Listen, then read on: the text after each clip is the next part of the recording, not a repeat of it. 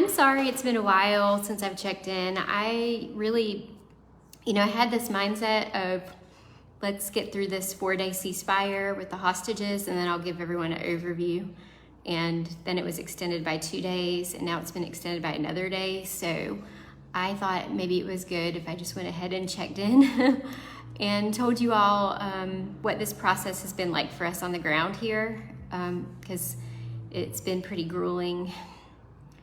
I'm sure most of you have been following, I hope you've been following some at home. I hope your media outlets have been sharing the stories of the hostages as they've been released and as they've come home. If you have been following, I think you probably understand that this has been an extremely intense experience.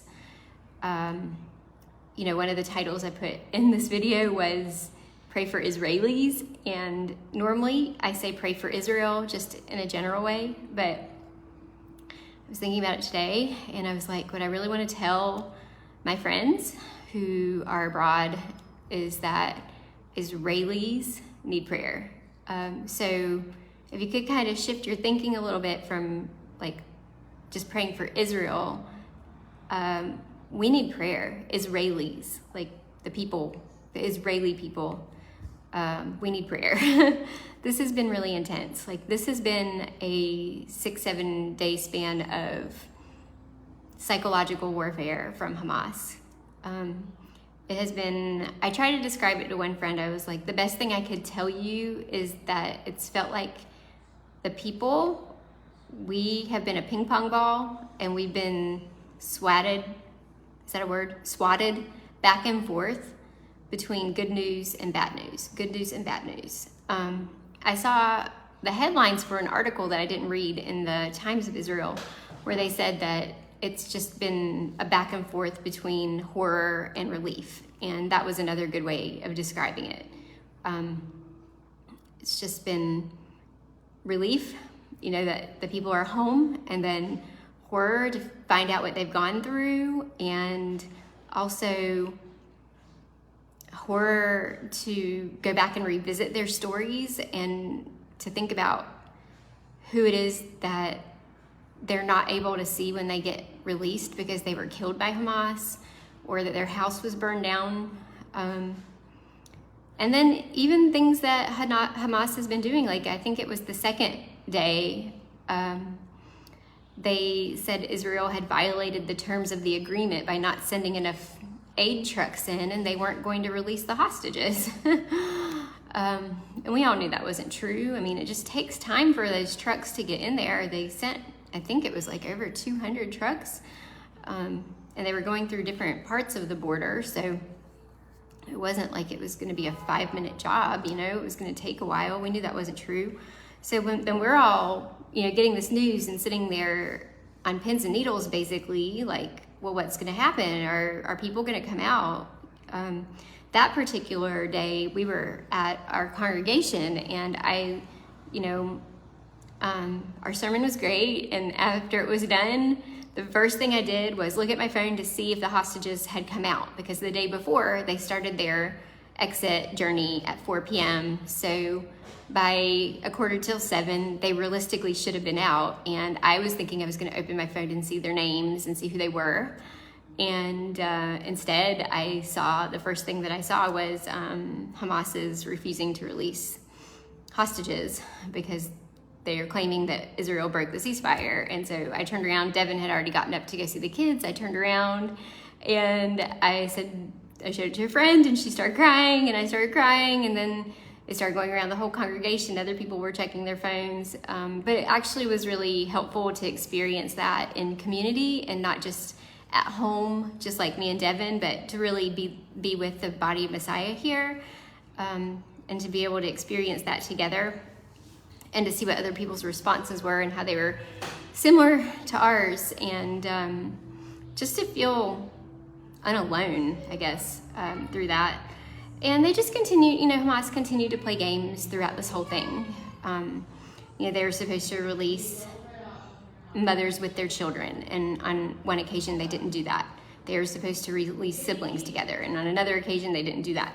they just have been playing these games, and we have been having to endure this. And then we even had the day where 3 explosives detonated on our IDF. We had some IDF soldiers who were injured. That was clearly a violation of ceasefire. And I saw that news, and at that point I actually just went down. I went into my bedroom, I closed the door, and I just cried, because I was just really like, what is going to happen to these people who were supposed to come out tonight? Because I really thought we were going to retaliate. And at that point, the government decided to move forward with the release, and even the next day, and they said they would retaliate when this was over. I think that was the right choice, because for the sake of the families, the families who were informed that their loved ones were coming home. I think, that was the right choice in that moment. I'm not sure how much longer this can go on, though, because this is just really painful. Like, it's been emotionally and spiritually exhausting for all of us. And I think that one of the best things that you all could be doing from wherever you're watching, United States, England, I have friends all over the world, where you're watching, is to really pray for our government to find a way to get them all out together, because this 8 at a time every day deal dragging out for a month, we can't do this. This is just painful. We need to get these people out, and it needs to happen soon. I've been trying to kind of piece together what their experience has been, and the best thing I could tell you all is that it's been very different for each group of hostages. Some of them have reported being in the tunnels underground. Some of them have reported being in houses above ground. Emily Hand, the 9-year-old girl who has also dual Irish citizenship, her father was told, her mother died when she was 2 of cancer, and her stepmother was killed on October 7th in the attacks. And her father was told originally that she had died as well, and then they realized that she wasn't murdered, that she was actually in Gaza. But he reported on her condition, and he said that she was whispering, she wasn't speaking out loud, and that she didn't want anyone to say Gaza. She just wanted it referred to as the box, because he said in her mind she was just being moved from a series of boxes. And she was above ground, and she was in houses, and she was being moved such that they were just trying to outrun the IDF. Like, she wasn't in one place the whole time. And then, of course, others were in the tunnels underground and rooms underground. They didn't get to bathe the entire time they were there. They've reported that they had their first shower the day that they were released, and they were given fresh clothes. They used some of the water to sort of wash a little bit, but they were trying to, some of them reported that they were trying to drink a lot because they were eating hummus and pita and chickpeas, and they were dealing with some constipation, so they were drinking a lot. Most of them lost weight. I think everybody lost weight who's come out. We had one hostage who had been shot in the leg on October 7th, and she had to go straight into surgery, a teenage girl. And then we had another senior woman who was not given her daily medication the entire time she was there. Her family even took the medication to the Red Cross and asked them to get it to her, and they refused. That's their job. That's why the Red Cross exists, and they didn't do their job. Another mom of a hostage who's still being held, as far as we know. We don't know if he's alive or not, because he actually, on October 7th, he lost an arm, and she doesn't know if he survived that injury, but she's referred to the Red Cross now as the Hamas, or as the Uber for the hostages. She said that's all they're good for, is that they're an Uber, and I would agree at this point. Like, they're, we had video footage released of a terrorist who is being held in prison right now in Israel, and he shared that they used the Red Cross facility in Gaza to hide weapons. The Hamas was there in that facility, and they would wrap up rockets in mattresses and hide them in that facility. So I think there's just been an exposure of evil here that's been really difficult to process as well. UNRWA, that's another organization. We've known since 2014 that their school, the UN school, the UNRWA school, was used to launch rockets. And the recent news that's come out as of last night was that there were hostages being held in the attic of an UNRWA teacher. This is a UN employee, and he was holding hostages in his home. This is not okay. I mean, I think some of us have been alerted and awakened to the fact that the UN isn't going to do anything good for Israel ever. But hearing these things and having like actual evidence of it, it's just been really painful to process. And so, we're really grateful.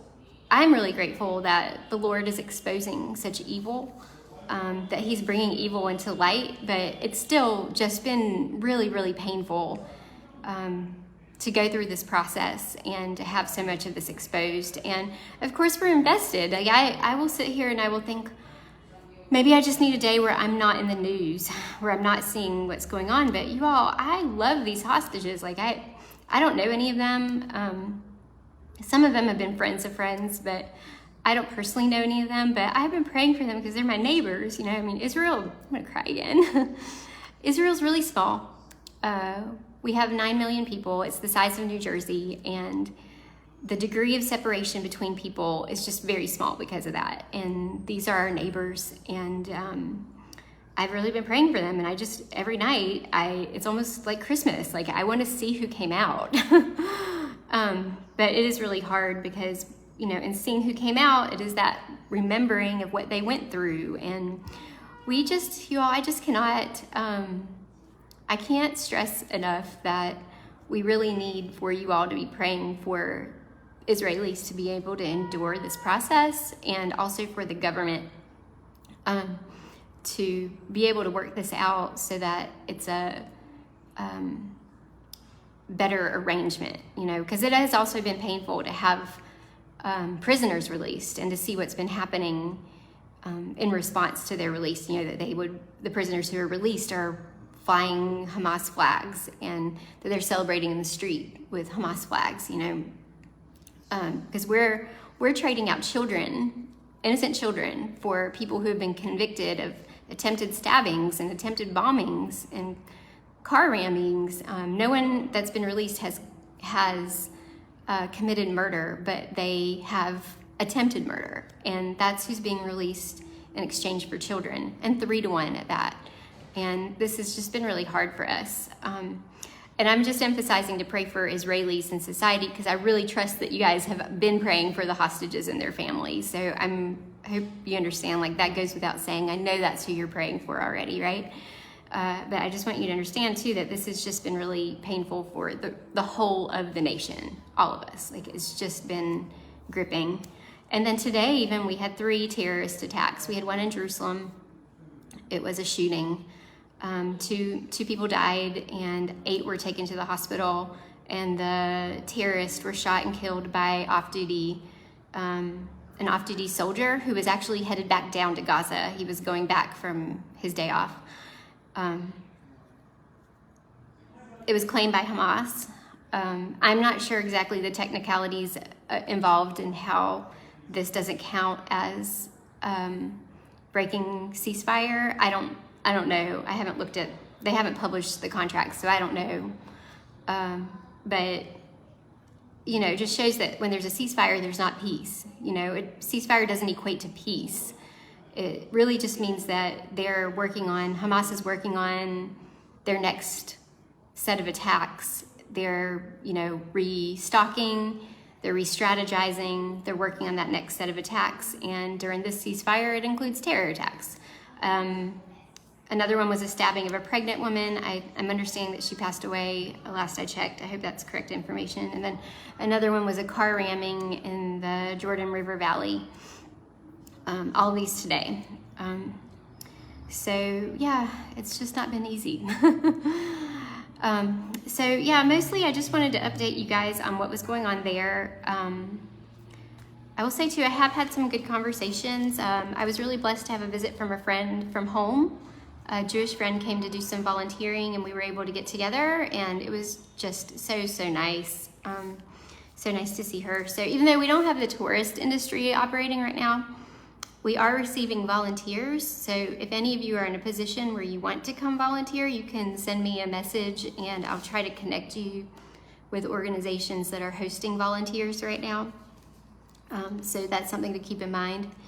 And then I also had another friend, a religious friend, reach out to me too and just ask me if I could share some insight about what was going on with the hostages. And she knows I'm a believer. And so I talked to her about Isaiah 61, because we have a beautiful passage here about captives and then the Lord blessing them, like Lord setting free captives and then blessing them. So I would encourage you guys to go look at Isaiah 61 and really pray through that passage for Israel right now. Pray through this for specifically for the hostages, but the nation as a whole.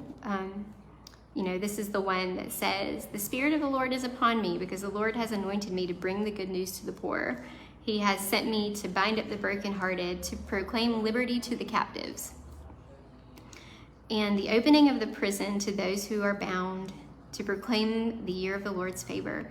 And then he goes through and he says how he's going to bless. This is where he says that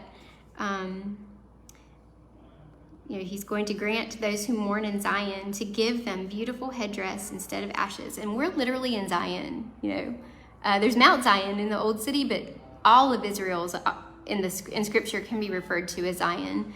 So a lot of times as Christians, we would like spiritualize this and receive it for ourselves, but we're in a place where you can pray this in a very literal way, like, Lord, instead of mourning, grant this to all who mourn in Zion. To all who mourn in Zion, we ask that you would give them a beautiful headdress instead of ashes, and the oil of gladness instead of mourning. So if you could just go through and pray this passage for us, I think that would be really fruitful. But you all, I just can't, I don't even think I have words to convey how stressful this has been. It's just been really hard, and we really do need a different solution. We need for the international community to really back us up in getting the hostages out without so many concessions. And another thing you all can do actively would be to write your representatives and your senators and to tell them that very thing. Tell them that this is a war crime. It's against international law for Hamas to hold civilians as prisoners, as hostages, and there's no reason why Israel should have to make concessions. Tell them you want to know that your government is backing the Israeli government in getting these people out. Write and let them know. It does help because, right now, part of the reason we entered into this agreement was because of pressure from the Biden administration. So, it does help to let your officials know. It's like it's a act of intercession in a more like practical way, in a spirit of Esther, in a sense. Like, you're actually going before your government officials and advocating for Israel. That's what Esther did.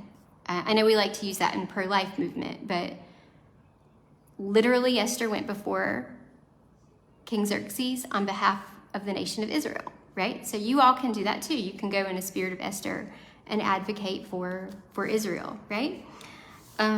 So that's the main two things. I'm going to come back on for sure on Saturday. That is my plan. And we're going to continue some teaching on how to refute replacement theology.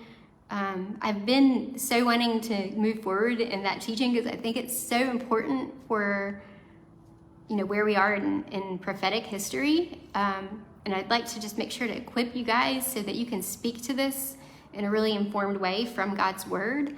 But you all, I've been so tired and I've been so emotional. I just haven't felt like I could talk through this in a very linear and objective way, because it's just been a really rough few days. So yeah, please do pray for Israelis. And encourage your church to do the same. And let's really pray these hostages home. Oh goodness, I didn't even mention the Beavis family. Okay, let's just backtrack before I sign off. Also, the family with the mother with the 2 little babies who had red hair, who obviously were close to my heart because I have ginger babies. They have not been returned, and Hamas shared last night that they were actually killed in an Israeli strike. Today their father's there too, but he was taken separate from them. So we are actually in tonight's exchange, we're supposed to get 8 citizens and 3 bodies. And they said it was 3 people who were killed in an Israeli strike. So I don't really know if the story is true, if it would be that family, if it would be someone else, I'm not sure. But this is the first time we've gotten bodies returned, and I think we're all we're all experiencing a bit of anxiety about that, just who it is, So anyway, thank you for all of your support for my home nation, Israel. Thank you for supporting the Jewish people. Your Jewish friends in the United States are hurting, so please continue to reach out to them. Thank you for supporting my family personally. I am really grateful for all of you. So yeah, just agree with me in prayer through Isaiah 61 and reach out to your representatives and tell them what you think. Okay, thank you so much, everyone. Bye.